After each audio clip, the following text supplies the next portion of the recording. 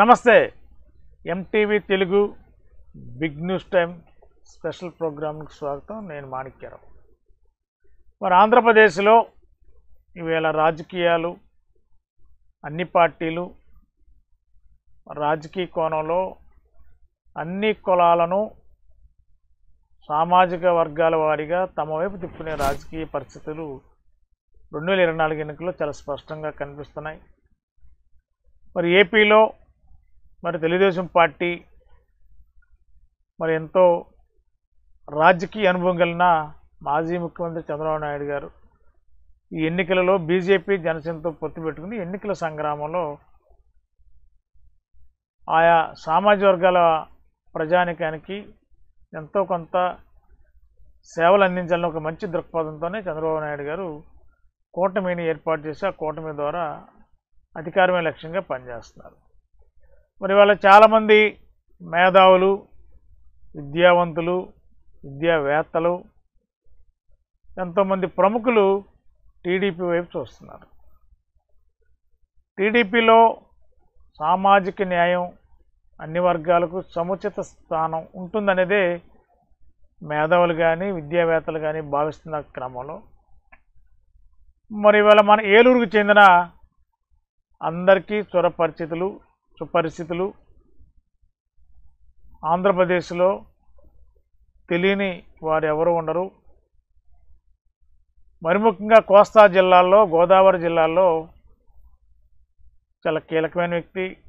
విద్యారంగంలో కొన్నేళ్లుగా ఒక కొత్త వరవడిని సృష్టించిన శ్రీశ్రీ విద్యా సంస్థల అధినేత అంటేనే అందరికీ గుర్తొచ్చేది మన ఎంబీఎస్ శర్మ గారు. మరి వాళ్ళ ఎంబీఎస్ శర్మ గారు అంటే విద్యారంగంలో ఎంతోమంది వేల మంది విద్యార్థులను ఉన్నత స్థితికి తీసుకురావడంలో శ్రీశ్రీ విద్యా సంస్థల పాత్ర అత్యంత కీలకం, చాలా ప్రాముఖ్యం కూడా. మరి వేళ తెలుగుదేశం పార్టీ 2024 ఎన్నికల్లో మేధావులు, విద్యావేత్తలు పార్టీలోకి స్వచ్ఛందంగా వస్తున్నారు. ఎవరి ప్రోద్బలం కానీ ఎవరి ప్రోత్సాహం కానీ లేకుండానే టీడీపీ సిద్ధాంతాలు సామాన్యుడికి దగ్గరగా ఉంటుందనే ఆలోచనతోనే విద్యావేత్తలందరూ కూడా ఈ రంగంలోకి టీడీపీ వైపు చూస్తున్నారు. మరి మనందరం అనుకున్నట్టయితే ప్రముఖ విద్యావేత్త, ఆంధ్రప్రదేశ్ బ్రాహ్మణ కోఆపరేటివ్ క్రెడిట్ సొసైటీకి మాజీ చైర్మన్. టీడీపీ హయాంలోనే ఈ బాధ్యతలు నిర్వర్తించారు. ఎంతోమంది పేద బ్రాహ్మణులకు ఆనాడు రాష్ట్ర ముఖ్యమంత్రి నారా చంద్రబాబు నాయుడు గారి ఆధ్వర్యంలో ఈ క్రెడిట్ సొసైటీ ద్వారా పేద బ్రాహ్మణులకు ఆర్థికంగా ఇతోధికంగా సహాయాన్ని అందించి వారికి అనేక రకాలుగా ఉపాధి కల్పించే దిశగా మరి వారికి ఉన్న పరిజ్ఞానంతో, మేధాశక్తితో ఎన్నో సేవలు చేశారు. ఎంబీఎస్ శర్మ గారు అంటే, శ్రీశ్రీ శర్మ గారు అంటే అందరికీ పరిచయం. మరి అదేవిధంగా ఆంధ్రప్రదేశ్లో బ్రాహ్మణ ఫెడరేషన్కి రాష్ట్ర అధ్యక్షులుగా ఉన్నారు. అఖిల భారత బ్రాహ్మణ సంఘానికి కూడా జాతీయ ఉపాధ్యక్షులుగా ఉన్నారు.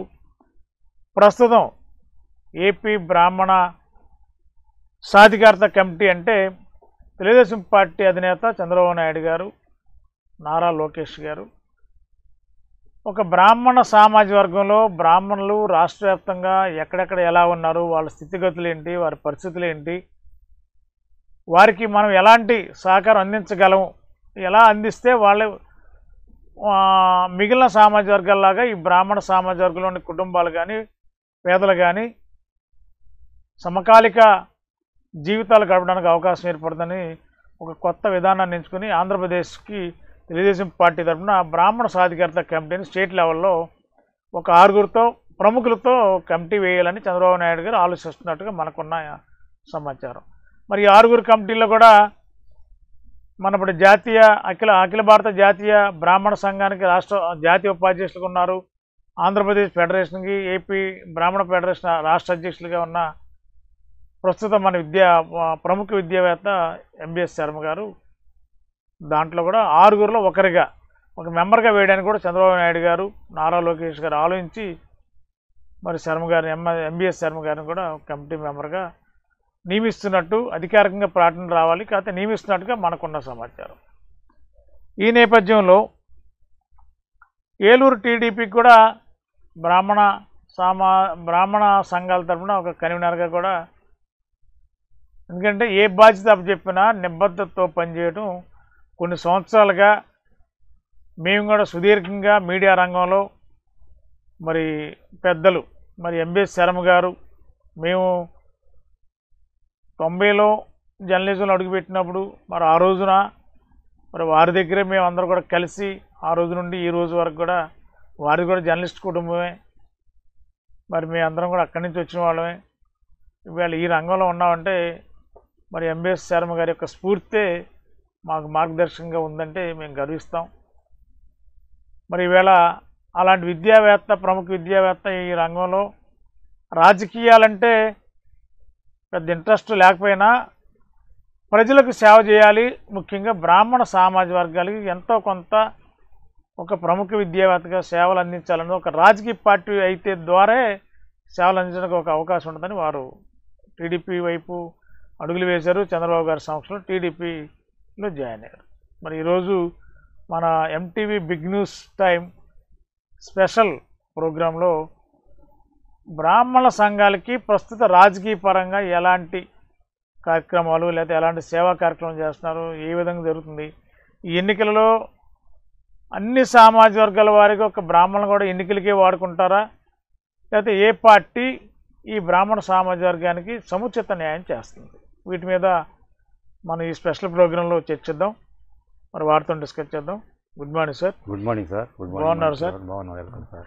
ముందుగా మీకు ఎంటీవీ తరఫున ప్రత్యేకంగా అభినందనలు, శుభాకాంక్షలు.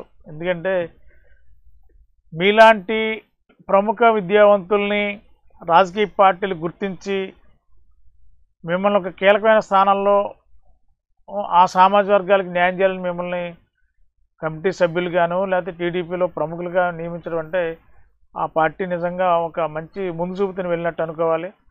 మరి ఈవేళ మీరు రాష్ట్రంలో మీకు ఎన్నికల టైంలో చాలా బాధ్యతలు టీడీపీ అధినేత చంద్రబాబు గారు అప్పగించే అవకాశాలు మరి స్పష్టంగా కనిపిస్తున్నాయి. ప్రస్తుత పరిస్థితుల్లో ఏ అంశాలు 24 ఎన్నికల్లో ఎలాంటి ప్రభావం చూపబోతుంది, ప్రజలు ఆలోచన విధానం ఏ విధంగా ఉంటే బెస్ట్? ఎందుకంటే మీరు ఒక విద్యావేత్త, ప్రస్తుతం రాజకీయ నాయకులు పూర్తిగా రాజకీయ నాయకులు కాదు, ఎందుకంటే మీకు రాజకీయాల్లో సేవలు అందించాలి కాబట్టి ఒక వేదిక కావాలని టీడీపీలో ఒక వేదిక మీద వెళ్ళారు తప్ప మీరు ఒక విద్యావేత్తగా ఈ సమాజంలో అన్ని వర్గాలకు ఏం చేస్తే బెటర్, ఏ వర్గం ఎలాగ ఉండాలనేది బాగా ఆకలింపు చేసుకున్న విద్యావేత్తలు ఉన్నారు. కాబట్టి ఏ అంశాలని ప్రభావితం చేయబోతుంది ఈ 2024 ఎన్నికల్లో సార్? 2024 సార్వత్రిక ఎన్నికల్లో జగన్మోహన్ రెడ్డి ప్రభుత్వం, వైఎస్ఆర్ ప్రభుత్వం లోగడ ఒక్క ఛాన్సు అధికారంలో అని చెప్పి నవరత్నాల పేరుతో అధికారంలోకి రావడం జరిగింది. అప్పటి పరిస్థితులు బట్టి ప్రజలు ఒక ఛాన్స్ ఆ ముఖ్యమంత్రికి ఇవ్వడం జరిగింది. అయితే ఈ 5 ఏళ్ల పాలనా పరిస్థితుల్ని గమనిస్తే కనుక కేవలము సంక్షేమ పథకాలు ఒకటే, అంటే శ్రేయోరాజ్య స్థాపనలో ఉన్నవారికి లేని వారికి మధ్య అంతరాలు తొలగించడం కోసం సంక్షేమ పథకాలు అనివార్యం. కేంద్ర ప్రభుత్వానికి కానీ రాష్ట్ర ప్రభుత్వానికి కానీ సంక్షేమ పథకాలు అనేవి అవసరమే. కాతే సంక్షేమం ఒక్కటే అనుకుంటే అది రాష్ట్రానికి అధోగతి అవుతుంది. ఎందుకంటే సంక్షేమం అంటే వ్యక్తిగతంగా అందేటువంటి ఒక తాత్కాలిక ప్రయోజనమే, పర్మనెంట్ ప్రయోజనం అనేది ఎప్పటికీ లబ్ధిదారుడికి కాదని చెప్పి చెప్పుకోవాలి. అంటే సంక్షేమానికి సమతూకం అనేది అవసరం. సంక్షేమంతో పాటు ఎప్పుడు కూడా రాష్ట్రం అభివృద్ధి చెందితేనే ఆ రాష్ట్రం సర్వతోముఖాభివృద్ధి చెందుతుంది. అయితే ఈ ప్రభుత్వం కాలంలో సంక్షేమం పేరుతో కేవలం నవరత్నాల మీద అటెన్షన్ వేసేసి రాష్ట్రం మిగిలిన అన్ని రంగాల్లో కూడా వెనుకబడిపోయే విధంగా ఉంది. అంటే ఈ ప్రజలకి సంక్షేమం పేరుతో తాయిలాలు పంచిపెట్టడం, డబ్బులు పంచిపెట్టడం, ఈ జరగడం వల్ల ప్రజలందరూ కూడా సోమరిపోతుల్లా తయారయ్యి రాష్ట్రం ఎటుపోతుందనేది తెలియటం లేదు. అంటే పేదరిక స్థాయిలో ఉన్న వారికి, అట్టడుగు స్థాయికి ఉన్న వారికి సంక్షేమ పేరు మీద ఇవ్వాలి, వెసులుబాటు ఇవ్వాలి, వాళ్ళని తీసుకురావాలి, పైకి రావాలి. అది ఎవరు కాదనేది సత్యం. అయితే పన్నుల రూపంలో ప్రజలు చెల్లించేటువంటి డబ్బు, రాష్ట్ర ప్రభుత్వం యొక్క ఆస్తులను కూడా తాకట్టు పెట్టి భవిష్యత్తు, రాష్ట్ర ప్రభుత్వం ఆస్తుల యొక్క భవిష్యత్తుని తాకట్టు పెట్టి ప్రభుత్వం భారీగా లక్షల కోట్ల అప్పు తెచ్చి ఈ పంచిపెట్టడం అనేది ఒక విద్యావేత్తగా సరైన విధానం కాదు. అలా ఉంటే కనుక రాష్ట్రం రాబోయే జనరేషను అధోగతి పాలవుతుందని చెప్పి చెప్తున్నాం. అంటే సంక్షేమం కింద డబ్బులు పంచిపెడుతూ ప్రజలు తమకి రుణపడి ఉన్నామని చెప్పి ఈ ముఖ్యమంత్రి గారు భావిస్తున్నారు. అది అన్నటికీ కూడా ఆ విధానం అనేది కరెక్ట్ కాదని చెప్పి, అలాగే ఎందుకంటే ప్రస్తుత పరిస్థితులు గమనిస్తే కనుక ఆయన సంక్షేమం మీద లక్షల కోట్లు అప్పు తెచ్చి ప్రతి మంగళవారం కూడా లక్షల కోట్లు, వేల కోట్లు రిజర్వ్ బ్యాంక్ దగ్గర ప్రభుత్వ ఆస్తులు పెట్టి, ఈవెన్ సెక్రటరీ కూడా తాకట్టు పెట్టి అప్పులు తెచ్చి పంచిపడడం వల్ల ఏంటంటే ఇవాళ అభివృద్ధి లేకపోవడం వల్ల ఏంటంటే ఒక పక్కన ధరలు పెరిగిపోవడం, అలాగే ప్రభుత్వాన్ని రకాలైనటువంటి ట్యాక్సులు, గ్రీన్ ట్యాక్స్ అని, రోడ్ ట్యాక్స్ అని, చెత్త పన్ను అని, అలాగే పక్క రాష్ట్రాలతో పోలిస్తే కరెంటు బిల్లులు ఎక్కువ, పెట్రోల్ ధరలు ఎక్కువ, ఈ అన్ని రీత్యా కూడా ప్రజలు ఆలోచిస్తున్నారు. అంటే సంక్షేమ పథకాలు వస్తున్నప్పటికీ కూడా ఈ విధంగా మనం పరోక్షంగా నష్టపోతున్నామని చెప్పి, అంటే ఇచ్చిన వాయనం పుచ్చుకున్న వాయనంలాగా ప్రభుత్వం ఒక పక్క ఇస్తూనే ఒక పక్కన ఈ దోపిడీ చేస్తోందని చెప్పి అన్ని వర్గాల ప్రజల వాళ్ళు ఇప్పుడు గమనిస్తున్నటువంటి అంశం ఉంది. ఎందుకంటే ముఖ్యంగా రాష్ట్రానికి జగన్మోహన్ రెడ్డి గారి ప్రభుత్వంలో ఆర్థిక క్రమశిక్షణ లేదు, మౌలిక సౌకర్యాలు కల్పించడం లేదు, పెట్టుబడుల కల్పన లేదు, పారిశ్రామికీకరణ లేదు, చట్టబద్ధ పాలన కావాలి. అంటే అప్పులు తేవడం, ఏ బేస్ మీద తెస్తున్నారో, ఎవరు దాన్ని తిరిగి చెల్లించాలి అనే విధానం అనేది, ఒక విజన్ అనేది లేదు. చదువుకున్న యువతకి ఉపాధి అవకాశాలు కూడా కల్పించలేనటువంటి పరిస్థితి. కేవలం సంక్షేమం సంక్షేమం సంక్షేమం అని చెప్పి ముందుకు వెళ్తున్నప్పుడు రాష్ట్రం అనేది ఎటు వెళ్ళిపోతున్నది మేధావులందరూ కూడా, ఆర్థికవేత్తలందరూ గాబరా పడుతున్నట్టు వైనం. ఈ పర్యావసానికి మార్గము 2024లో ప్రజలు తెలివిగా చెప్పబోతున్నారు.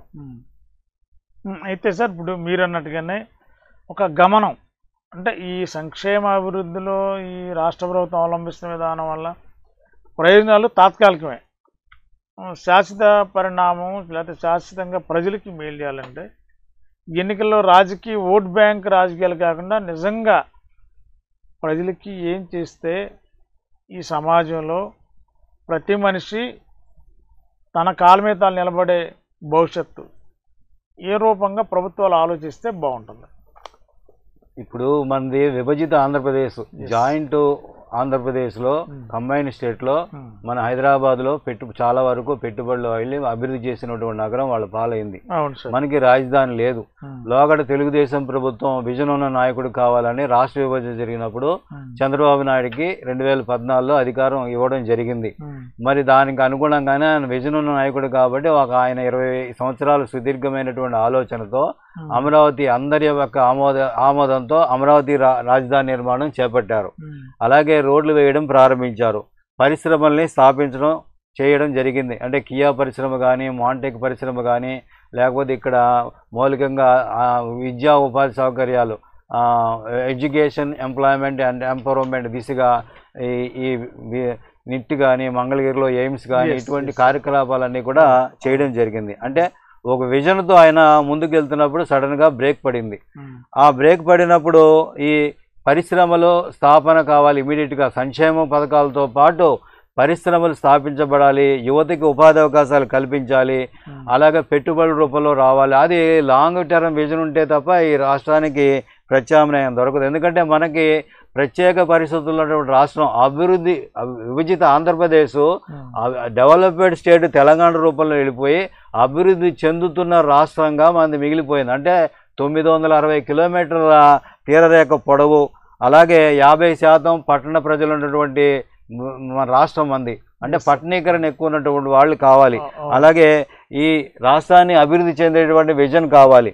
కాబట్టి మిడిల్ ఇన్కమ్ స్టేట్ కూడా ఆదాయం రీత్యా కూడా మిడిల్ ఇన్కమ్ స్టేట్ కాబట్టి ఈ వృత్తి నైపుణ్యం అనేటువంటి యువత కూడా ఉంది. వీళ్ళందరూ కూడా సంక్షేమ పథకాలు కాకుండా ఈ విధంగా రాష్ట్రాన్ని అన్ని విధాలా డెవలప్ చేసేటువంటి మార్గదర్శకుడు విజన్ ఉన్నటువంటి వ్యక్తి కోసం అటువంటి సుపరిపాలన కావాలని చెప్పి చూస్తున్నారు. అంటే సంక్షేమ పథకాలు అందుతున్నాయి కానీ అదొక్కడే దృక్కోణం కాదు, మౌలిక వసతులు, రోడ్లు, నిరుద్యోగులకి బాసటగా ఉండడం, పరిశ్రమల స్థాపన ఇవన్నీ విస్మరింపబడ్డాయి అనేటువంటి ఆలోచన ధోరణి సగటు ఓటర్లో జరిగింది.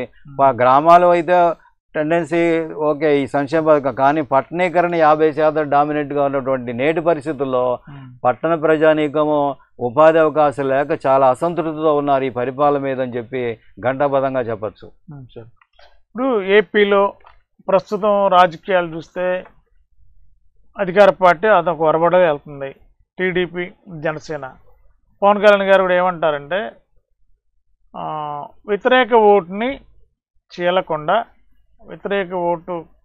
ఉంటేనే ఈ ప్రభుత్వాన్ని దించడం వల్ల ఈ కూటమి అధికారంలోకి వస్తే మీరన్న అంశాలు, సామాజిక అంశాలు, లేదా ప్రజలు అన్ని వర్గాల ప్రజలు బాగుండాలంటే కొన్ని లాంగ్ టర్మ్ ప్రోగ్రామ్ చేస్తేనే బెస్ట్ అనేది అభిప్రాయం. మరి ఆ వ్యతిరేక ఓటును పటిష్టం చేయాలంటే ఏ ప్రణాళిక అవసరం? ఖచ్చితంగానండి. ఇప్పుడు జగన్మోహన్ రెడ్డి గారు 2019 అధికారంలోకి వచ్చినప్పుడు ఒక్క ఛాన్స్ అని చెప్పి ఇచ్చారు. అతను యువకుడని చెప్పి ప్రజలు ఇచ్చారు. అప్పుడు 49.8% ఓట్లు ఆయనకు వచ్చాయి. అయితే అంతటి వేవులో కూడా టీడీపీకి 39%, జనసేనకి 6-7%, బీజేపీ 1%. అయితే జగన్మోహన్ రెడ్డికి అప్పుడు అనుకూలించిన అంశాలు ఇప్పుడు లేవు చాలా వరకు కూడా. ఎందుకంటే వైఎస్ షర్మిల, జగన్ వదిలి బాణం వైఎస్ షర్మిల ఇప్పుడు కాంగ్రెస్ తరపున ఉంది. కాంగ్రెస్ సాంప్రదాయ ఓటు ఖచ్చితంగా చీలిక జరుగుతుంది. అలాగే వైఎస్ సునీత, వైఎస్ జగన్మోహన్ రెడ్డి గారి భార్య, వైఎస్ జగన్మోహన్ రెడ్డి గారి యొక్క చిన్నాన్న గారి కుమార్తె వైఎస్ సునీత, వాళ్ళ నాన్నగారికి హత్యకి సంబంధించి అంశాలు వెలుగులోకి రాలేదు. కుటుంబ నేపథ్యంలో దాంట్లో ముఖ్యమంత్రి గారు సపోర్టింగ్ లేదని చెప్పి కూడా ఆవిడ కూడా తిరుగుబాటు చేసింది. ఆవిడ కూడా జగన్ వ్యతిరేకంగా పనిచేస్తున్నారు, ఓటు వేయొద్దని చెప్పి రాష్ట్ర వ్యాప్తంగా ప్రజలందరికీ అపీల్ చేశారు. అంటే జగన్మోహన్ రెడ్డి కుటుంబంలోనే ఆ వివేకానంద హత్య అనేది ఒక కీలకమైన అంశము.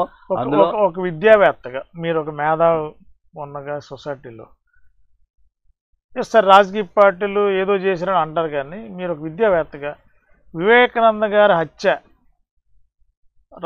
జగన్మోహన్ రెడ్డి గారు లేకపోతే జగన్మోహన్ రెడ్డి గారు తాలూకా మనుషులకి సంబంధాలు ఉన్నాయనేది ఇప్పుడు సునీత గారు ఎవరైతే ఉన్నారో, షర్మిల గారు ఎవరైతే ఉన్నారో, కుటుంబ సభ్యులు, రక్త సంబంధులు, దీన్ని ఎంతవరకు ఈ రాష్ట్ర ప్రజలు కానీ లేకపోతే సమాజంలో మీలాంటి మేధావర్గం దీన్ని ఎలా విశ్లేషించవచ్చు?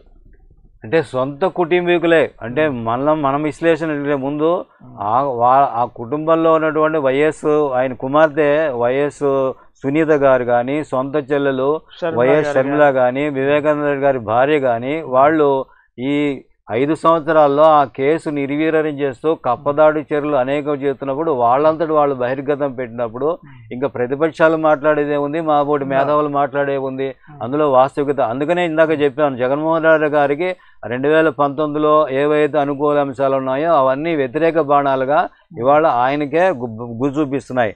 అలాగే కోడి కత్తి సీను వ్యవహారం అది కూడా ఎంతవరకు ఫేడ్ అవుట్ అయిందో అనేది తెలుసు. ఇవన్నీ కూడా ఆయనకు అప్పుడు అనుకూల అంశాలుగాను ఇప్పుడు అన్ని ప్రతికూల అంశాలుగా ఉండి ఇప్పుడు ఏదైతే టీడీపీ, జనసేన, బీజేపీ అలయన్స్ ఒక్కమ్మడిగా రావడమో, ఆ ఓటు బ్యాంక్ అన్ని సంయుక్తిగా కలవడము, అట్లాగే షర్మిల్ గారి యొక్క ఓటు బ్యాంకు సెపరేట్ అవ్వడము, ఆ సామాజిక వర్గం కాంగ్రెస్ ఓటు బ్యాంక్ ఇవన్నీ కూడా ఖచ్చితంగా జగన్మోహన్ రెడ్డి గారి ప్రభుత్వం ఓటమి దిశగానే ఇవన్నీ పయనిస్తున్న ఎన్నికలు. ఖచ్చితంగా ఓటమి తథ్యం అనేది స్పష్టంగా 2024లో ఎన్నికల్లో రుజువు కాబోతోంది.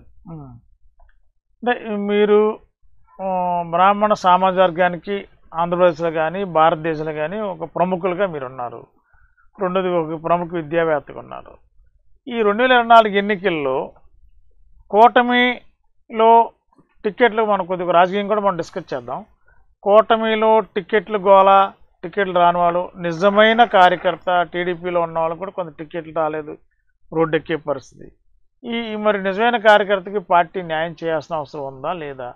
కొన్ని సమీకరణలో పొత్తుల్లో టికెట్లు రాకపోవచ్చు, కానీ ఇప్పుడు ప్రస్తుతం ఉన్న రాజకీయాల్లో కూటమి అధికారంలోకి వస్తుందని జరుగుతున్న ప్రచారంతో ప్రతి నాయకుడికి పదవీకాంక్ష ఉంటుంది.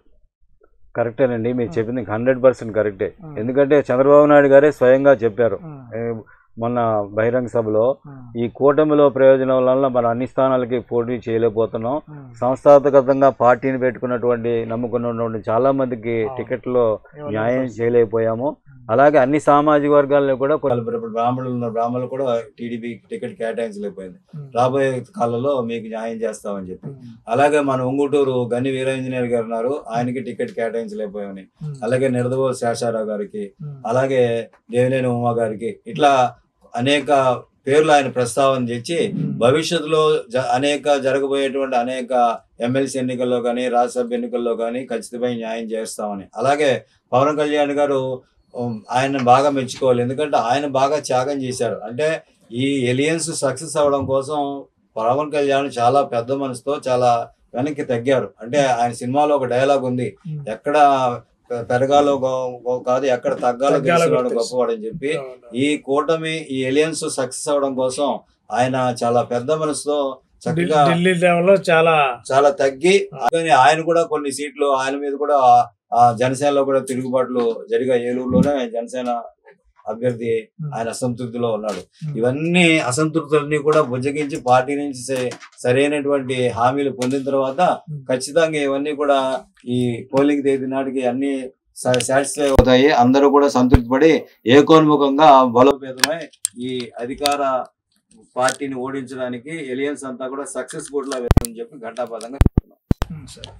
ఇప్పుడు బ్రాహ్మణ కార్పొరేషన్ మీరున్నప్పుడే, మీరు మీన్స్ టీడీపీ అధికారులు ఉన్నప్పుడు పెట్టినట్టున్నారు. అప్పుడే ఈ సొసైటీ చైర్మన్గా ఫస్ట్ మరి గతంలో నాకు తెలిసి ఈ బ్రాహ్మణ క్రెడిట్ సొసైటీకి ఎవరిని నాకు తెలిసి ఎవరు చైర్మన్ చేసినట్టు లేరు నాకు గుర్తున్నంత వరకు. మరి మిమ్మల్ని చైర్మన్ చేశారు. మీరు చైర్మన్గా ఉన్నప్పుడు రాష్ట్ర వ్యాప్తంగా చాలామందికి పేదవారికి చేశారు. ఇప్పుడు ఎందుకని దాన్ని కొనసాగించడంలో ఈ ప్రభుత్వం నిర్లక్ష్య వైఖరి వల్ల కొంతమంది నిరుద్యోగ సమస్య కంటే ఉపాధిని కోల్పోయి కాస్త ఆర్థికపరమైన ఇబ్బందులు పడే పరిస్థితి ఏర్పడింది కదా. ఇలాంటి టీడీపీలోకి వస్తే మళ్ళీ దానికి పునరుద్ధరించి మళ్ళీ దాని ప్రయత్నం జరిగే ఆలోచన ఆ సామాజిక సంబంధించిన నాయకుడిగా, ఒక విద్యావేత్తగా, మేధావిగా ఎలాంటి ప్రతిపాదన ప్రభుత్వంలో వస్తే, అధికారంలోకి వస్తే ఎలాంటి నిర్ణయం తీసుకుంటారు? 2013లో తెలుగుదేశం పార్టీ జాతీయ నాయకుడు చంద్రబాబు నాయుడు గారు వస్తున్నా మీకోసం పాదయాత్ర చేసినప్పుడు ఈ ఆంధ్రప్రదేశ్ విభజన జరుగుతుంది అని కరాఖండిగా తెలిసిపోయినప్పుడు ఆయన మొత్తం రాష్ట్ర పర్యటన చేశాడు, పాదయాత్ర. అప్పుడు ఆయన రాష్ట్రంలో అగ్రకులం అని చెప్పి భాషిస్తున్న బ్రాహ్మణుల్లో కూడా బాగా పేదవారు ఉన్నారు. జాతీయ సగటు కంటే బ్రాహ్మణుల్లో పేదరికం ఎక్కువగా ఉంది. బ్రాహ్మణులలో వంట పని వారు, అర్చకులు, పురోహితులు వీళ్ళందరూ కూడా బిలో పావర్టీ లైన్ ఉన్నారు. సో బ్రాహ్మణుల సంక్షేమానికి మనం ఏదైనా చేయాలని చెప్పి మొట్టమొదటిసారిగా ఆయన రాష్ట్రం అంతా పర్యటన చేసినప్పుడు ఏలూరులో కూడా మన మాగంటి బాబు గారికి వచ్చినప్పుడు ఇక్కడ నేను వినతి పత్రం ఇవ్వడం జరిగింది. బ్రాహ్మణ కార్పొరేషన్ బ్రాహ్మణుల స్వయం సొమ్ముకి ఏదైనా చేయాలని చెప్పి. అలాగే రాష్ట్రంలో అన్ని చోట్ల కూడా మా బ్రాహ్మణ ప్రతినిధులు ఆయనతో సమాయత్తమయ్యారు. ఎట్టకేలకు ఆయన 500 కోట్ల రూపాయలతో బ్రాహ్మణ కార్పొరేషన్ ఏర్పాటు చేశారు. చంద్రబాబు నాయుడుకి యావత్ బ్రాహ్మణ జాతి రుణపడింది. ఎందుకంటే దేశంలో 28 రాష్ట్రాలలో, కేంద్ర ప్రాంతాల్లో, ఈవెన్ కేంద్ర ప్రభుత్వం కూడా నెహ్రూ నుంచి ఇవాళ ప్రధాని వరకు, మోడీ వరకు ఏ ప్రభుత్వం కూడా బ్రాహ్మణుల కోసం ప్రత్యేకమైనటువంటి కార్పొరేషన్ ఏర్పాటు చేసలేదు. ఇండియాలోనే మొట్టమొదటిసారిగా నారా చంద్రబాబు నాయుడు గారు బ్రాహ్మణుల మీద దృష్టి సారించి ఒక బ్రాహ్మణ కార్పొరేషన్ అనేది ఎస్టాబ్లిష్ చేయడం జరిగింది. దానికి విడతల వారీగా ఆనాటి రాష్ట్ర ఆర్థిక పరిస్థితిని బట్టి 345 కోట్ల రూపాయలు కేటాయించడం జరిగింది 500 కోట్లలో. అలాగే దాని మీద బ్రాహ్మణ కార్పొరేషన్ కోసం సస్టైనబుల్ స్కీమ్స్ అనేది మేము డెవలప్ చేసుకున్నాం. అంటే కార్పొరేషన్ ఒక చైర్మన్ పెట్టారు.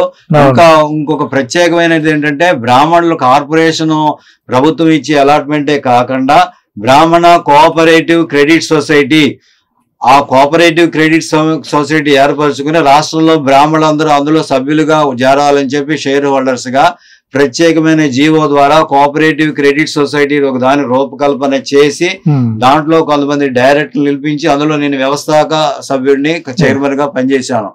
ఆ కోఆపరేటివ్ సొసైటీకి 5 సంవత్సరాల బడ్జెట్ లో సంవత్సరానికి ఏటా 10 కోట్ల రూపాయలు మూలధనాన్ని కేటాయించి మీరు మైక్రో క్రెడిట్ లోన్స్ ద్వారా చిన్న చిన్న వ్యాపారాలు చేసుకునే వాళ్ళకి బ్రాహ్మణులకు లోన్స్ ఇవ్వండి అని చెప్తే మేమందరం కూడా రాష్ట్ర వ్యాప్తంగా ఈ బ్రాహ్మణులు ఎక్కడ పెళ్లిళ్ళు పేరెంటాలు జరిగినా కూటమిల సమాయత్తమై అన్ని బ్రాహ్మణ సంఘాలతో సమత్మై ఆ రోజు మాకున్న డిఎల్ఓలు నియోజకవర్గ కన్వీనర్లతో బ్రాహ్మణ కార్పొరేషన్ సమన్వయంతో మేమందరం సమన్వయం చేసుకుని ఆ రోజు దాదాపుగా 75,000 మంది ఈ కోఆపరేటివ్ క్రెడిట్ సొసైటీలో షేర్ హోల్డర్ని చేసుకుని ఇవాళ పెద్ద వ్యవస్థగా అవతరించింది. ఇక్కడ చెప్పే ముఖ్యమైన విషయం ఏంటంటే మిగిలిన కార్పొరేషన్లు ఉన్నాయి. ఎస్సీ కార్పొరేషన్ ఉంది, బీసీ కార్పొరేషన్, ఇతర కార్పొరేషన్లు కులాలు ఏర్పరిచారు, దేశంలో కూడా ఏర్పరిచారు. ఈ కార్పొరేషన్ కాకుండా కార్పొరేషన్ కి కోఆపరేటివ్ క్రెడిట్ సొసైటీ అనేది అనుబంధంగా ఉన్నది ఒక ఆంధ్రప్రదేశ్ లో బ్రాహ్మణ కులానికి మాత్రమే. ఆ ఘనత కూడా తెలుగుదేశం ప్రభుత్వానిదే. మరి అటువంటి బ్రాహ్మణ కార్పొరేషన్ కోఆపరేటివ్ క్రెడిట్ సొసైటీలో ఈ 5 ఏళ్లలో నవరత్నాల పేరుతో అన్ని కూడా కలగాపులకం చేసేసి మేమైతే ఏదైతే చక్కగా డిజైన్ చేసుకున్నామో మా ప్రోగ్రామ్ ని బ్రాహ్మణుడు పుట్టుక దగ్గర నుంచి మరణించేంత వరకు మేము ఏ విధాలుగా మా బ్రాహ్మణులకు తోడ్పాటునిచ్చేటువంటి ఆర్థిక ప్రణాళిక ఆర్థిక సహాయాన్ని మేము ఏర్పరచుకున్నామో ఆ పథకాలన్నీ కూడా ఈ 5 ఏళ్లలో నీరుగారిపోయాయి. మా కార్పొరేషన్ కి చైర్మన్ వేశారు, 2 ఎమ్మెల్యేలు ఉన్నారు, కానీ వాళ్ళు కూడా ఏమీ చేయలేనటువంటి పరిస్థితి. అంటే 2019లో మీకు తెలుగుదేశం ప్రభుత్వం 500 కోట్ల హామీ అన్నారు, మేము 1000 కోట్లు ఇస్తామని చెప్పి నమ్మపలికారు. ఆ రోజు బ్రాహ్మణ జాతికి 1000 కోట్ల హామీ అనేది హుళ్ళక్కి అయిపోయింది. కేవలం 19-20 బడ్జెట్ లో 100 కోట్లు ఇచ్చారు, అది కూడా నవరత్నాల్లో మిళితం అయిపోయింది. అలాగే మేము ప్రత్యేకంగా గర్వంగా దేశంలో చెప్పుకునేటువంటి బ్రాహ్మణ కార్పొరేషన్ ఇక్కడ చూసి తెలంగాణలో పక్కన కేసీఆర్ గారు పెట్టారు, తమిళనాడులో పెట్టారు, అలాగే కర్ణాటక విధాన పరిషత్ వాళ్ళు పెట్టారు, ఉత్తరాది రాష్ట్రంలో రాజస్థాన్ తదితర రాష్ట్రాల్లో పెట్టారు. ఈ చంద్రబాబు నాయుడు గారు ఇక్కడ బ్రాహ్మణుల కోసం ప్రత్యేకంగా పెట్టారని చెప్పి మేము ఇంత గర్వంగా చెప్తున్నప్పుడు ఇక్కడ మాకు బ్రాహ్మణ కార్పొరేషన్ నిర్వీర్యమయ్యే పరిస్థితిని తీసుకొచ్చారు. దీన్ని తీసుకెళ్లి 103 జీవో ద్వారా బీసీ శాఖలో విలీనం చేశారు. అంటే మాకున్నటువంటి స్వయం ప్రతిపత్తి టెండెన్సీ అనేది కార్పొరేషన్ లో కోల్పోవడం జరిగింది. మేము అలాగే అధికారులు లాగానే బ్రాహ్మణ సంక్షేమ భవనాలు ఏర్పాటు చేస్తామని చెప్పి మాకు హామీ ఇచ్చారు, కానీ ఎక్కడా కూడా రాష్ట్రంలో బ్రాహ్మణ సంక్షేమ భవనాలు ఒక్కటి కూడా రూపకల్పన జరగలేదు, సంపూర్ణంగా నిల్లని చెప్పుకోవాలి. అలాగే పింఛన్ల విషయాలకు వచ్చేసరికి గతంలో తెలుగుదేశం ప్రభుత్వంలో కార్పొరేషన్ ద్వారా కుటుంబంలో ఎంతమంది ఉంటే అంతమందికి పెన్షన్లు ఇచ్చారు. ఇప్పుడు ఈ నవరత్నాల స్కీమ్ ద్వారా కోత పెట్టి కుటుంబాల్లో ఒకరికే పెన్షన్ విధానం అనేది అమలు పరుస్తున్నారు. అలాగే మేము భారతీయ స్కీమ్ అని చెప్పి ఆ రోజు 112 కోట్ల రూపాయలు కుటుంబంలో 2 పిల్లలు ఉంటే స్కూల్ పిల్లలు ఇద్దరికి కూడా మేము దాదాపు 90,000 మందికి లబ్ధిదారులకి పిల్లలు చదువుకునే పిల్లలకి భారతీయ స్కీమ్ ద్వారా ఇచ్చాము. దాన్ని తీసుకెళ్లి అమ్మఒడిలో పెట్టారు, అమ్మఒడిలో ఒకరికే లబ్ధి పెట్టారు. అలాగే స్మార్తం నేర్చుకునే వారికి వ్యాధవ్యాస స్కీమ్ అని చెప్పి, అలాగే కళ్యాణ వస్తు పెళ్లి చేసుకునే వారికి 75,000 ఆర్థిక సాయం అని చెప్పి, ఒంటరి మహిళలకి అహల్య కష్మ పెంచమని, అలాగే స్కూల్ లెవెల్లో అత్యుత్తమ ప్రతిభ చూపించుకునే వాళ్ళకి ఈ గాయత్రి ప్రాశస్త్య పథకం అని చెప్పి, అలాగే నైపుణ్యాభివృద్ధి కోసం ద్రోణాచార్య స్కిల్ డెవలప్మెంట్ అని చెప్పి, అలాగే ఈ గరుడ చనిపోయిన వారికి అంత్యక్రియలు చేసుకోవడానికి బ్రాహ్మణులు కార్యక్రమాలు 10 రోజులు జరుపుతారు. వాళ్ళకి పేద బ్రాహ్మణులకు అంత్యక్రియలు చేసుకోవడానికి గరుడ పథకం అని చెప్పి, ఇలా సస్టైనబుల్ స్కీమ్స్ బ్రాహ్మణులు ఏదైతే కోరుకుంటారో నేను చాలా చక్కగా డిజైన్ చేసుకుని మేము కార్పొరేషన్ చాలా డెవలప్ చేసుకుని ఒక పద్ధతుల ప్రకారం వెళ్తున్నప్పుడు ఇది ఇమీడియట్ గా బ్రేక్ ఆఫ్ అయింది. ఈ వైకాపా వచ్చింది. అలాగే విదేశీ విద్య అని చెప్పి మా బ్రాహ్మణ పిల్లలు చాలా మంది విదేశాలకు వెళ్ళి చదువుకున్నారు. అలాగే కోఆపరేటివ్ క్రెడిట్ సొసైటీ ద్వారా ఈ బ్రాహ్మణులు డ్రైవర్లు ఎవరైనా నైపుణ్యం ఉంటే వాళ్ళకి కార్లు, నేను చైర్మన్ గా ఉన్నప్పుడు కార్లు తక్కువ వడ్డీకి సబ్సిడీకి లోన్లు ఇచ్చాము. ఆ స్కీమ్స్ అన్ని కూడా వాళ్ళు కనుమరుగైపోయి అన్ని నవరత్నాల ద్వారా మీకు పంచుతున్నాము అన్ని సామాజిక వర్గాలన్నప్పుడు బ్రాహ్మణ కార్పొరేషన్ అస్తిత్వం పోయింది.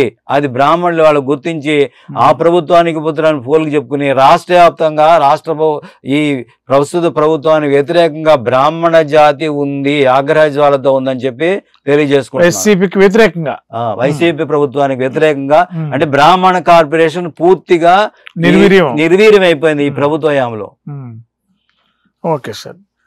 ఇప్పుడు 2024 ఎన్నికలలో చంద్రబాబు నాయుడు గారు కూటమి ద్వారా ఒక మేనిఫెస్టో రూపకల్పన చేయబోతున్నారు. యాక్చువల్గా మొన్నే ప్రకటించాలి, కొంత వీళ్ళకి ఎలక్షన్ కమిషన్ కొంత ఎన్నికల ప్రక్రియ కొంత వ్యవధి ఇచ్చారు కాబట్టి కొంచెం నిర్ణయం తీసుకునే ఆలోచన చేస్తున్నారు.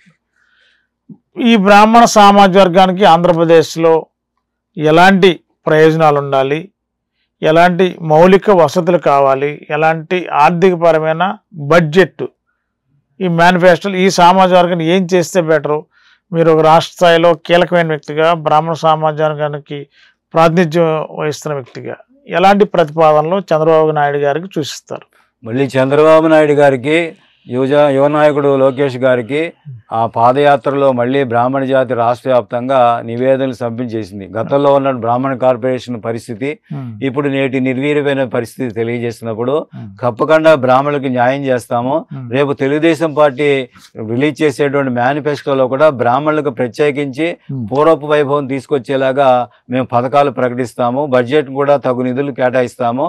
అయితే మీరందరూ కూడా రాష్ట్ర వ్యాప్తంగా ప్రముఖుడు బ్రాహ్మణ నాయకులు అందరూ కూడా ఒక వైలెన్స్ గా ఏర్పడి దానికి ఏ విధంగా రూపకల్పన చేస్తే బాగుంటుంది, మీ బ్రాహ్మణ జాతుల అర్చకులు, పురోహితులు, వంట పని వారు, అసంఘటిత కార్మికులు, యువత వీళ్ళకి ఏ విధమైనటువంటి ఉంటే డెవలప్మెంట్ జరుగుతుందని చెప్పి బ్రాహ్మణ సాధికార కమిటీ అని చెప్పి ఒక కమిటీని నియమించింది. దానికి బుచ్చి రాంప్రసాద్ గారు రాష్ట్ర కన్వీనర్ గాను, అలాగే ఆనందసూరి గారు రాష్ట్ర ఉపాధ్యక్షుడిగా ఉన్నారు ఆల్రెడీ. నేను బ్రాహ్మణ కోఆపరేటివ్ క్రెడిట్ సొసైటీ చైర్మన్గా గతంలో పనిచేస్తున్నాను. ఇంకా బ్రాహ్మణుల్లో రాష్ట్రంలో వివిధ జిల్లాల నుంచి కొంతమంది ప్రముఖులను తీసుకుని ఒక సాధికార కమిటీ ఏర్పాటు చేయడం జరిగింది. నా పూర్వానుభవాన్ని బట్టి ఏలూరు పార్లమెంటరీ ఇన్ఛార్జి కన్వీనర్గా కూడా నన్ను తీసుకోవడం జరిగింది, స్టేట్ క్యాంపెయిన్లో కాకుండా. అయితే మేము మా కమిటీ రాంప్రసాద్ గారి నాయకత్వంలో మేమందరూ కూడా మేధోమథనం చేసి చంద్రబాబు గారి మేనిఫెస్టోలో సబ్మిట్ చేసే ముందు కొన్ని నివేదనలు చేశాము. అంటే బ్రాహ్మణులు రాష్ట్రంలో దాదాపుగా 25 లక్షల మంది బ్రాహ్మణ పాపులేషన్ ఉన్నారు. మా ఓటింగ్ సరళను బట్టి ఏటా 400 కోట్ల రూపాయలు మీరు కేటాయించండి బడ్జెట్లో.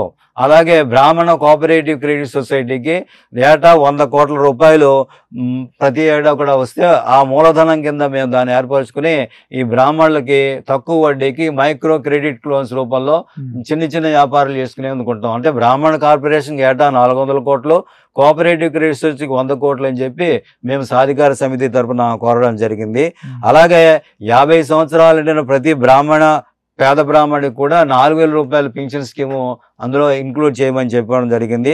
అలాగే ఇస్తున్న 50 సంవత్సరాలు దాటిన వాళ్ళు కూడా బ్రాహ్మణ్స్ కూడా ఇంక్లూడ్ చేయమని. అలాగే పురోహితులు ఉన్నారు, వంట బ్రాహ్మణులు ఉన్నారు, వీళ్ళే మేజర్ సెక్టారు. అలాగా వాళ్ళందరూ అసంఘటిత కార్మికులుగా గుర్తించి వాళ్ళకి ప్రభుత్వం తరఫున ప్రమాద బీమా కానీ, ఆరోగ్య బీమా కానీ ఎటువంటి సౌకర్యాలు కల్పించి అన్ని కూడా పాసిబిలిటీ గవర్నమెంట్ కి ఆర్థిక భారం కానీ అయితే గుంపులో గోవిందలాగా కల్పించకుండా మాకు బ్రాహ్మణ కార్పొరేషన్ ద్వారా కల్పించని చెప్పి. అలాగే అమరావతిలో రాజధాని నిర్మాణం ఖచ్చితంగా జరుగుతుంది. తెలుగుదేశం ప్రభుత్వం అధికారంలోకి వచ్చి రాజధానిలో 3 ఎకరాలు బ్రాహ్మణ భవన్ అని చెప్పి టంకుటూరి ప్రకాశం పంతులు గారి పేరు మీద బ్రాహ్మణ భవన్ ఒకటి నిర్మించాలని చెప్పి, అలాగే ప్రతి జిల్లా హెడ్ క్వార్టర్స్ లో కూడా ఒక బ్రాహ్మణ భవన్ నిర్మించాలని చెప్పి, అలాగే దేవాలయాల్లో పనిచేసేటువంటి అర్చకులకి 6A, 6B, 6C టెంపుల్లో పనిచేసే అర్చకులకి మామూలుగా వాళ్ళ భూముల ద్వారా వచ్చే ఆదాయం ద్వారా వస్తేనే వాళ్ళకి జీతాలు అందుతున్నాయి. అలా కాకుండా 0-10 పద్ధతి ద్వారా ట్రెజరీ ద్వారా డైరెక్ట్ గా జీతాలు ఇచ్చే పద్ధతి ప్రవేశపెట్టాలని. అలాగే ఇప్పుడున్నటువంటి పరిస్థితుల్లో ఎమ్మెల్యేల్లో ఎంపీలో ఖర్చు పెట్టాలంటే కోటాను కోట్ల వ్యవహారం, అది బ్రాహ్మణులకి సాధ్యం కాని వ్యవహారం. కాబట్టి మరి రాబోయే ఎన్నికల్లో ఎమ్మెల్సీ ఎన్నికల్లో కానీ, ఎంపీ ఎన్నికల్లో కానీ, స్థానిక సంస్థల ఎన్నికల్లో కానీ, లేకపోతే ఇతర ఎన్నికల్లో కానీ బ్రాహ్మణ ప్రాతినిధ్యాన్ని బట్టి బ్రాహ్మణులకి సరైన ప్రాధాన్యం కల్పించాలి, మేధావులు వాళ్ళందరికీ కూడా. ఇది కూడా మేము కోరడం జరిగింది. అలాగే టిడ్కో ఇల్లు అని చెప్పి ప్రభుత్వం ఇళ్ల పట్టాలు ఇస్తుంది. అది బ్రాహ్మణ పాపులేషన్ బట్టి బ్రాహ్మణులకి కొంచెం ఆచార వ్యవహారాలు, సంస్కృతి సంపాదనలు కాబట్టి మాకు అందులో అగ్రహారం అనే శక్తిని ఆర్యులకి బ్రాహ్మణులకి కలిపి విడిగా అగ్రహార సపరేట్గా ఇవ్వమని చెప్పి అభ్యర్థన చేయడం జరిగింది. అలాగే మా బ్రాహ్మణుల్లో అన్మ్యారీడ్ యూత్ ఎక్కువగా ఉంటారు. అంటే అర్చకులు కానీ, వంట పరివారు కానీ, పురోహితులు కానీ వాళ్ళు పెళ్ళి అవట్ల యువతులు అందరూ కూడా కార్పొరేట్ స్టైల్లో ఉన్నారు. అందుకని అర్చకులు కానీ, పురోహితులు కానీ, వంట పరివారు కానీ పెళ్లి చేసుకునే బ్రాహ్మణ యువతులకి ప్రభుత్వం తరఫున 2 లక్షల రూపాయలు ఇతర సామాజిక వర్గాలకు ఇచ్చినట్టే బ్రాహ్మణ యువతులు కూడా 2 లక్షల రూపాయలు పెళ్లి కానుక ఇవ్వమని చెప్పి బహుమతిగా మేము సాధికార సమితి సంవత్సరం కోరపడం జరిగింది. అలాగే అన్నిటికంటే మించి పౌరహిత్యాన్ని బ్రాహ్మణ కులవృత్తిగా ప్రకటించమని చెప్పి అనేక కులవృత్తులు ఆల్రెడీ 13 కులవృత్తులు ప్రభుత్వం ప్రకటించింది. పౌరహిత్యాన్ని కూడా బ్రాహ్మణ వృత్తిగా ప్రభుత్వం గుర్తించాలని చెప్పి మేము సాధికార కమిటీ ద్వారా నివేదించడం జరిగింది. మా నివేదనలు చంద్రబాబు నాయుడు గారికి, లోకేష్ గారికి సబ్మిట్ చేయడం జరిగింది. తప్పకుండా మీకు న్యాయం చేస్తామని చెప్పి వాళ్ళు హామీ ఇవ్వడం జరిగింది మాకు. మరి నిన్ననే కాకినాడలో ఒక ఘటన జరిగింది. ఒక అర్చకుడు ఇలాంటి తరచుగా ఆంధ్రప్రదేశ్లో జరుగుతూనే ఉన్నాయి, అక్కడక్కడ జరుగుతూనే ఉన్నాయి. అంటే మరి ఒక దౌర్జన్యకరమైన సహజంగా మతాలకు చెందిన ఆలయాల్లో ఎక్కడైనా భక్తులు అనేవాడిని సమానంగా చూడాలి. ఒక విఐపి అంటే ఒక మినిస్టరో లేకపోతే ఆ స్థాయి గల వ్యక్తులకి ప్రోటోకాల్ సిస్టమ్ నడుస్తుంది. మరొక మాజీ కార్పొరేటరు కాకినాడలో అక్కడ భక్తులు అందరూ వెళ్ళారు. సాయి గారు అనే అర్చకుడు ఆ కార్యక్రమం పూజాధికారులు చేస్తున్నప్పుడు మరి వెళ్ళి దౌర్జన్యం చేసి కాళ్ళతో తన్ని అని అంటే అది ఎంతవరకు కరెక్ట్? అలా అది సమాజానికి ఎలాంటి సంకేతం తీసుకెళ్తున్నారు? ఒక ఆలయంలో రోడ్ల మీదో లేకపోతే రాజకీయపరమైన ప్రచారాల్లో అంటే సహజంగా అది కూడా తప్పే. బట్ ఒక ఆలయంలో వేల మందికి ప్రతిరోజు పూజాధికారులు చేసి ఆ ఆలయాల్లో పూజా కార్యక్రమాలు చేస్తున్న అర్చకుల పైన ఇలా దాడులు చేయటం పట్ల మరి గతంలో ఎప్పుడు జరిగిన సందర్భాలు పెద్దగా ఏమి లేవు, కనిపించట్లేదు. మరి ఎందుకని ప్రభుత్వంలో ఎందుకు దృష్టి పెట్టట్లేదు ఇలాంటి ఘటనలు? నిన్న కూడా ఇమ్మీడియట్గా కేసు ఏదో కట్టినట్టు లేరు, ఇంకే దానికి ఏదో రాజీ ఫార్ములా నడుపుతున్నట్టుంది. అంటే ఒక్కసారి అలాంటి వాళ్ళని శిక్షిస్తే 2 రోజులు కూడా జాగ్రత్త పడతారు. ప్రతి సామాజిక వర్గం కూడా ఇట్లా అన్యాయానికి లేదా ఇబ్బందులకు గురి కాదు. ఒక అర్చకుడు అనేది ఒక సామాన్యుడు, అతనికి అక్కడ చేస్తేనే ఆ కుటుంబానికి లేకపోతే అతనికి ఉపాధి. అలాంటి వాళ్ళని అతనికి వ్యత్యాసం ఏముంటుంది? పలానా అక్కడి నుంచి వేల మంది మొక్కుం తినలందరూ వస్తారు, గుడికి వచ్చి దండం పెట్టుకుంటారు. మరి అలా చేయటం ఎంతవరకు కరెక్ట్? మీరు ఒక బ్రాహ్మణ సామాజిక వర్గానికి రాష్ట్ర నాయకులుగా కీలకమైన వ్యక్తిగా ఉన్నప్పుడు దీన్ని మీరు ఎలా స్పందిస్తారు? దీనిపైన ఈ బ్రాహ్మణులు ఇలాంటి దుస్థితి ఎదుర్కోవడం అనేది ఇదే ప్రథమం కాదండి. కాకినాడ సంఘంలో ఒకటే ప్రథమం కాదు.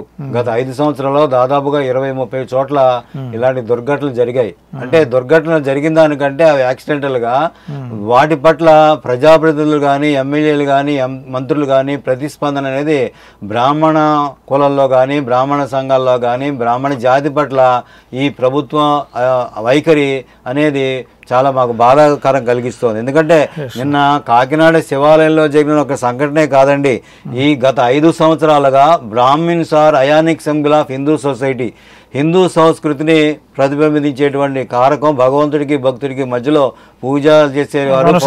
పౌరోహిత్యం అంటే పురోహితం కోరుకునేవారు.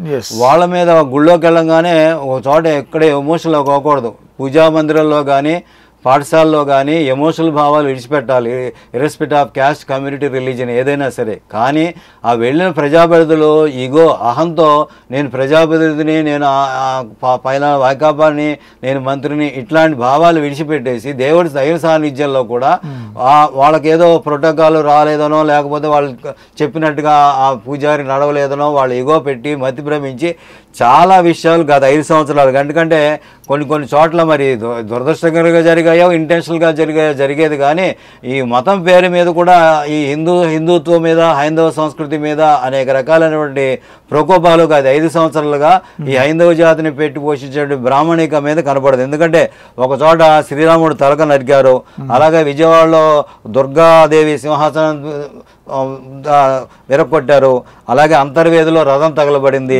మొన్న పంచారామ భీమవరంలో ఒక పురోహితుడి యొక్క జంజం తెంచేశారు, అలాగే వెంకటేశ్వర స్వామి విగ్రహాలు పగలగొట్టేశారు, బ్రాహ్మణ ఆస్తులు అన్యాక్రాంతం చేస్తున్నారు, అలాగే యథా రాజా తదా ప్రజ. అట్లాగా వైకాపా ప్రభుత్వం యొక్క తీరు అంటే మంత్రులు, ఒక మంత్రి అంటాడు విడిపోయింది సింహాసనంలో చేయ కదా, కావాలని చేయిస్తాం రథమే కదా అంటున్నారు. కానీ దాని వెనకాల కోట్లాది మంది భక్తుల మనోభావాలు కానీ అదే ఆ మంత్రశక్తి కానీ ఉంటుందని చెప్పి మంత్రం బ్రాహ్మణాధీనం. ఇటువంటి మనోభావాలు గుర్తించకుండా హైందవ సంస్కృతిలో బ్రాహ్మణుల పాత్ర గుర్తించకుండా రథం ఇరిపోతే కొత్తగా చేస్తాం, ఇటువంటి చర్యలు పునరావృతి కాకుండా మేము దానికి తగిన చర్యలు తీసుకోవడం కాకుండా ఇంకో రథం చేయిద్దాం, లేదా దానికి రిపర్క్యూషన్ చూద్దాం. ఈ విధంగా హిందుత్వ మూలాలైనటువంటి అర్చక బ్రాహ్మణ పురోహితులను తుదమిట్టే ప్రయత్నం అనేది, కుట్ర అనేది వైకాపా ప్రభుత్వంలో జరుగుతుందని చెప్పి పౌర్ణమి పర్వదినాన ఇట్లా జరుగుతుంది. హిందూ దేవాలయ అభివృద్ధి కూడా శూన్యము, పురోగతి లేదు.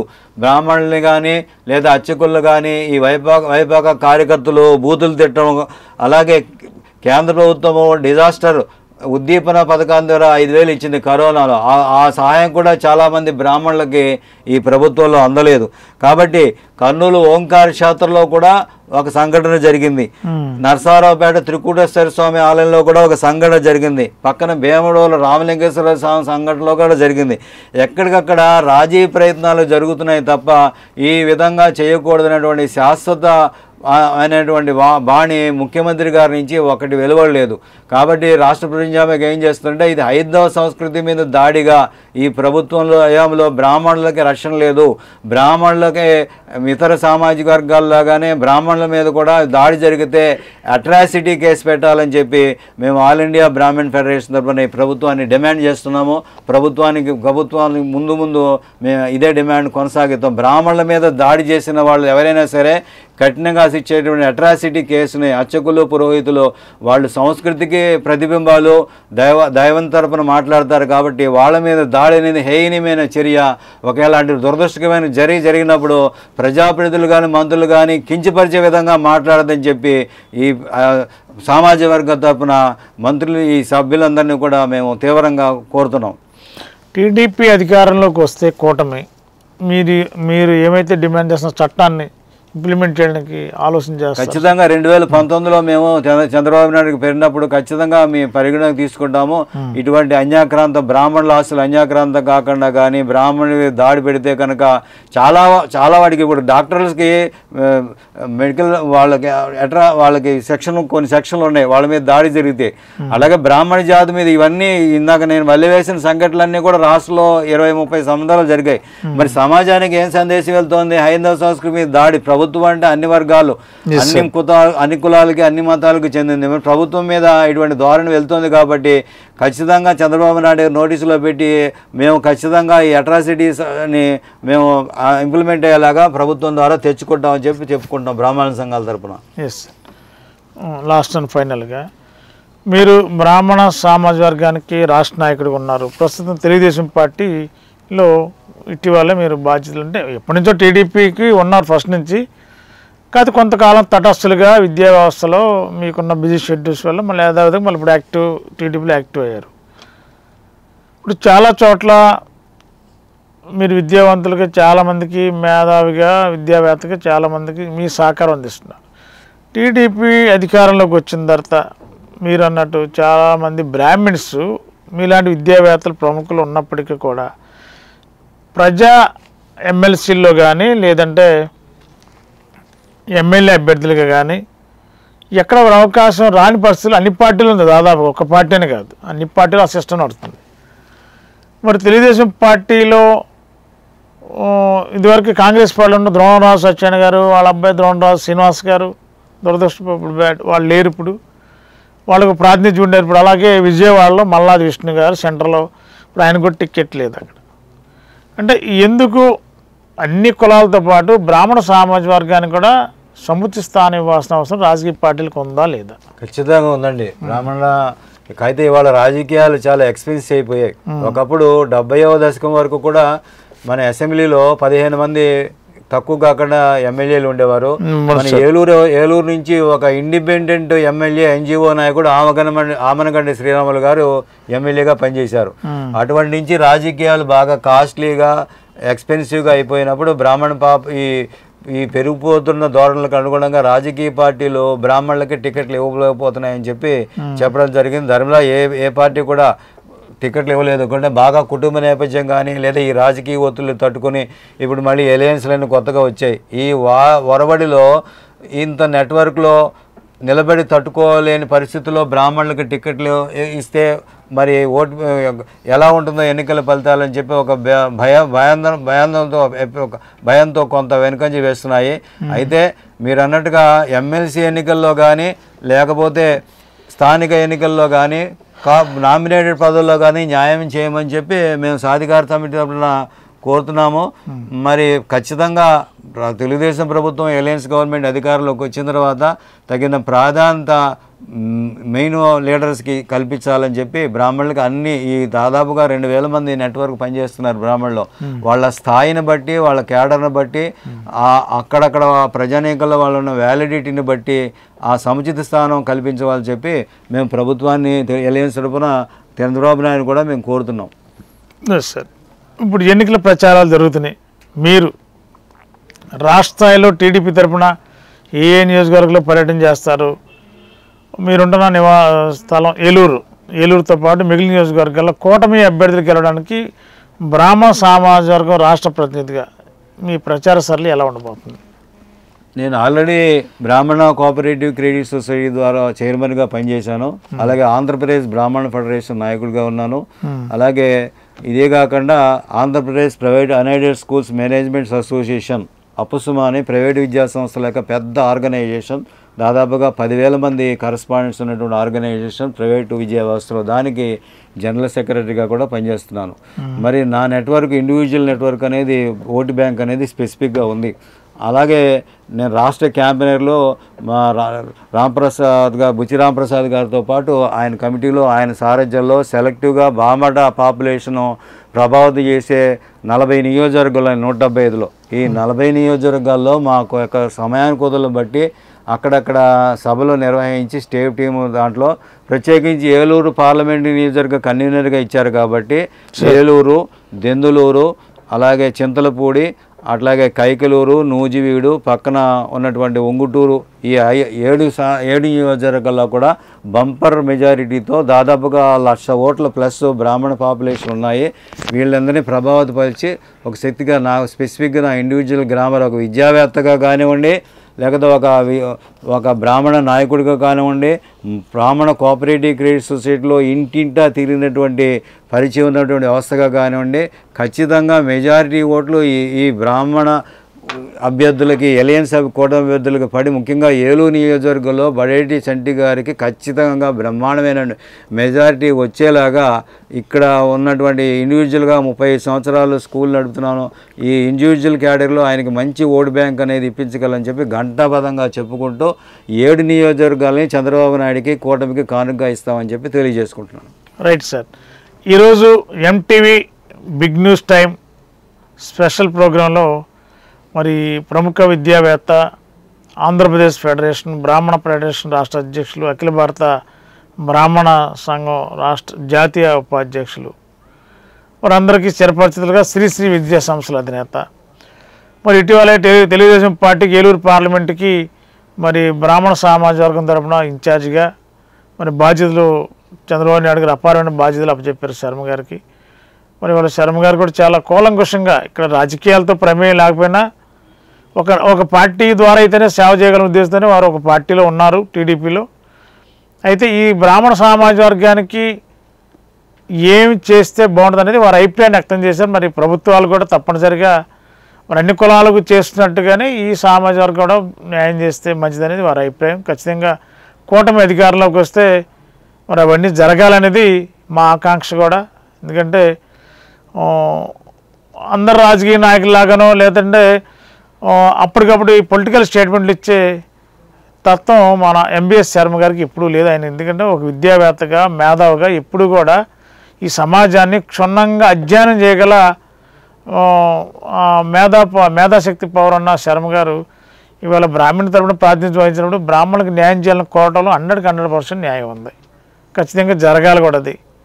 మరి ఇప్పుడు దాకా లోపాలు ఉన్నప్పుడు కూటమి అధికారంలోకి వస్తే తప్పనిసరిగా రాష్ట్ర ప్రతినిధిగా శర్మ గారు లాంటి పెద్దల సూచనలు పార్టీ అధిష్టానం, టీడీపీ అధిష్టానం పరిణిలో తీసుకుని వారికి న్యాయం చేస్తే ఖచ్చితంగా అందరితో పాటు బ్రాహ్మణ సామాజిక వర్గం కూడా హ్యాపీగా ఉండడానికి అవకాశం ఉంటుంది.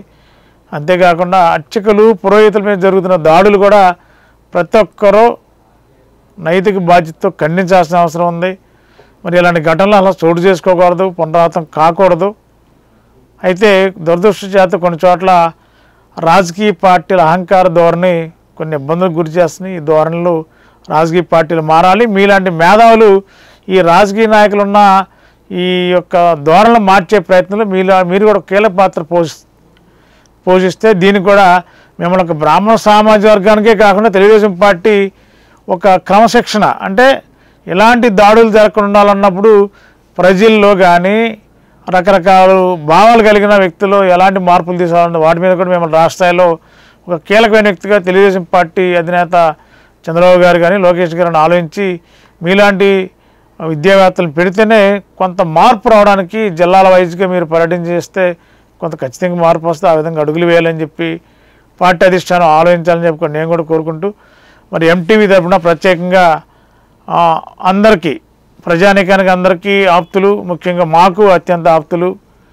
ఎంటీవీకి కూడా ఎప్పుడు శ్రేయభిలాషుకుంటూ మంచి మంచి సలహాలు సూచనలు ఇస్తూ ఎన్నో కార్యక్రమాల్లో భాగస్వాములు అవుతున్న పెద్దలు గురువర్యులు ఎంబీఎస్ శర్మ గారికి ఎంటీవీ తరఫున మరొకసారి ప్రత్యేకమైన ధన్యవాదాలు తెలియజేస్తూ, ఈ కూటమిలో తప్పనిసరిగా మీరు ఒక ఉన్నత స్థాయిలో మీ వ్యక్తిగతంగా కాదు ఈ రాష్ట్రంలో ఉన్న బ్రాహ్మణ సమాజ వర్గానికి మంచి జరగాలంటే మీలాంటి వ్యక్తులు ఒక కీలకమైన స్థానంలో ఉంటే న్యాయం జరుగుతుంది.